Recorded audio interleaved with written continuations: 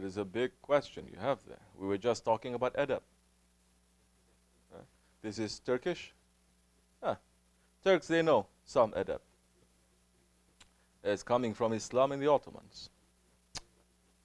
So many they don't know too. They think that they know. But you want to learn adab, you're going to come here to learn adab. You're not going to read books to learn adab. That time, yes, we're going to show you the other side of love. What is the love? The love is not letting you to go to put yourself to Jahannam. Seeing you doing something wrong and saying, it's okay, smiling, and it's okay, I tolerate, and you're putting yourself to Jahannam. That is not love. That is shaitanic. The love, it is going to use everything that is in front of you to stop that one from putting himself into Jahannam. It may hurt him, of course. He may scream, yes. But our intention is to put him out from Jahannam to Jannah. So we're talking about adab. But these days, so many people, they've lost that. They have gypsy adab. Huh? They do. Don't have that. Prophet ﷺ, he was sent to perfect the manners. Islam and tariqat. Tariqat is like the essence of Islam. It will teach you nothing but manners. That time, if you have manners, all the knowledge will come to you. Because the manners makes us to understand who we are and who our Lord is. It's not the studying. It's not the memorizing. It is not the searching so much. But you search inside. You open this book. And you read this book. And you will try to understand what you are and who Allah is. Manners will come to you. Manners will also come to you if you're around people who have manners. If you're around people who don't have manners, definitely you're not going to have. Exceptions, of course. And there are exceptions too. People who don't have manners, even if they're around people who have manners, they're not going to absorb too much. It happens also. But it is not because of how Allah has created you. It is how you have collected all the wrong things and the wrong knowledges, and you've put it inside, and you've made your heart to become hard. Because Allah created every single one of us in ahsani taqwim, in the most perfect form. That includes adab also. That adab, it is given to us. Everyone, we have that instinct. We have that natural spirit inside of us to understand what is good manners and what is bad manners. We may forget a little bit, but when the reminding comes, it's going to wake us up. So, we are talking about adab. But how can we even talk about adab now? About tariqat, the shaykh, wakil, and the murid, when the Jamaat, they don't even have adab towards each other.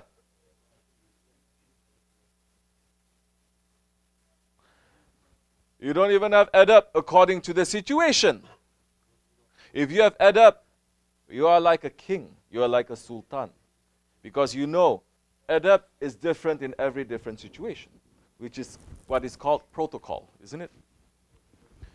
Even a person who has never, for example, he has never entered into a movie theater. Everything is so new to him. He's not going to sit there talking loudly, jumping up and down on his chair, doing everything. He's going to see everyone is keeping quiet and they're looking there. So I must keep quiet too. I must look. So many non-Muslims we have coming to the Dergahi. They have more manners than Muslims coming. They see we are praying. They pray with us. They don't believe. They keep quiet. You don't see them talking to each other. They see something they don't understand. Not only they don't understand, they are fearful too. Huh? We're having a zikr. They don't interrupt. When the Shaykh is talking, they don't interrupt. They have manners. So, this manners now, it is inside of man. Islam is supposed to teach you manners. Now, these non-believers, they have more manners than people who are calling themselves believers and Muslims. Why is that? Why is that? It's coming from arrogance. Arrogance is a characteristic of shaitan. Because the man is sitting there and saying, everyone is listening. Why I should be listening too? I want to do as I like. I'm not like them. They are robots. I'm special. I'm unique. I'm my own person. I'm individual. How many times we hear that? I am me. Subhanallah. I am me. Yeah, of course you are you. Who else are you going to be? Donkey? Yeah, you can become a donkey that time with your stubbornness. But people are really saying this, and the West, they're not really understanding this also. Because they're teaching them that. Yeah? Man is the center of what? The universe. Man is the center of all things. That is coming from Greek philosophy. That even in that Taurat, when it is asked, Allah, who are you? Allah in the Torah is saying, I am who I am. Meaning, I am me. And now, everyone is saying, I am me. I am who I am. And the ego is saying that to Allah too. Allah is asking, who are you and who am I? The ego is saying, you are you and I'm me. Same. So, we have to have adab. Muslims, they've lost the adab. You have to be around people who have adab. You have to be around those ones who can teach you what the adab is, if you don't know. That time, if you know how to conduct yourself, then the knowledge is going to reach to you. How to have adab to murids, to wakils, to sheikhs, to tariqat. Like I said, it's a big, that kind of sohbat we can go on and on and on for 1 week. It's very heavy, it is very huge, but it is enough for us to understand. If you have no knowledge, you look what the majority that is doing, you follow. That is the proper manners. That is what is called also Ahl Sunnah. If the majority they are doing wrong, well, then don't stay in that majority. Make a hijrah. If you think they are doing wrong. If they're not doing wrong, who are you now by yourself to challenge? And this is something that is forbidden in Islam. Holy Prophet ﷺ is saying, go with the majority. Do not be a minority. Go with the majority. Blessings is with the majority. And these days, if anything, they are teaching people have to have minority fiqh. Everyone, minority fiqh. Minority. Minority of me. If you go to the end, it's me. I'm more important. So, you have to be with those ones who are the sahib of the manners. We've learned our manners from our Shaykh. As man, as woman, as kids, as adults, as people who are working here in the Dergahi, working outside. We learn our manners from him. He has learned it from his grand Shaykh. He has learned it from the other grand Shaykh, 40 grand Shaykhs reaching to the Holy Prophet ﷺ. This is not something that they just make up, they write a book or a council coming together to think. What? You think Islam is a game? You think tariqat is a game? Treat it as a game. Wait to see what kind of game they're going to play with you.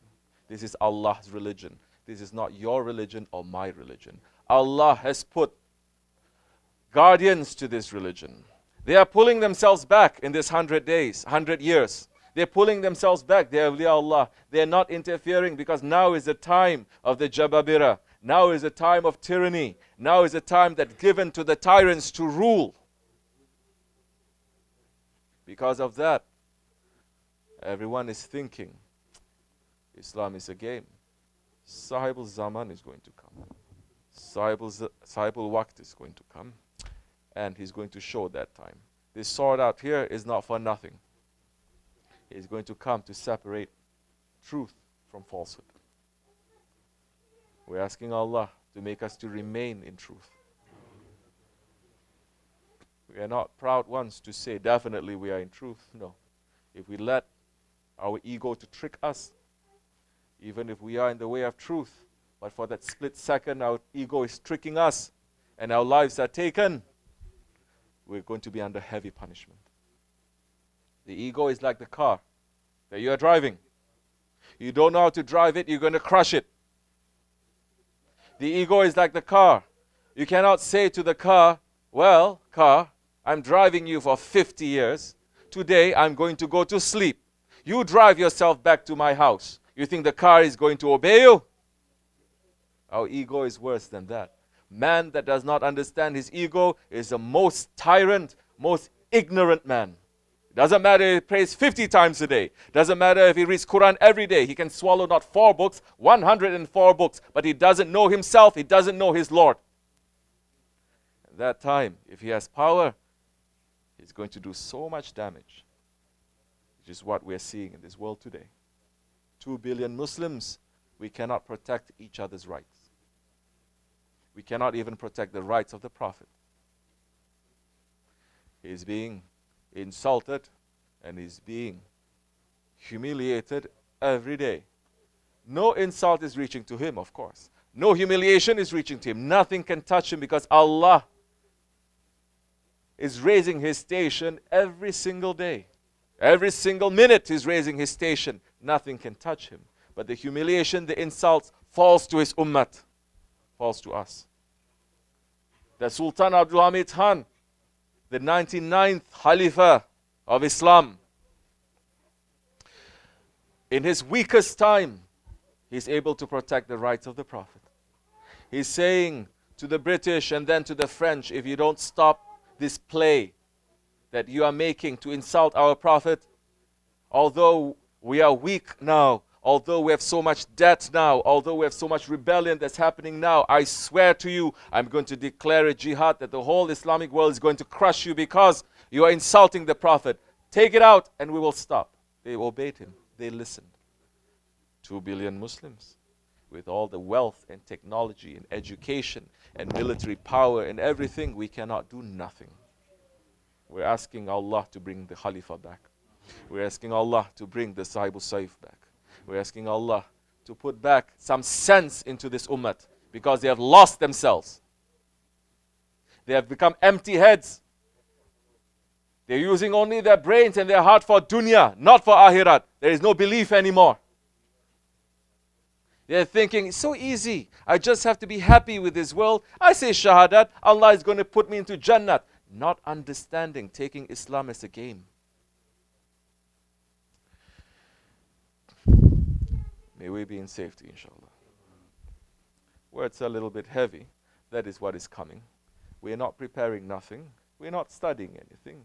Whatever that our Shaykh is sending for us, that time is necessary for you and for me. Not for you, for me too. You don't like it? It's okay. Don't take it. Leave it here. I will take it. If you take it, you will win for yourself.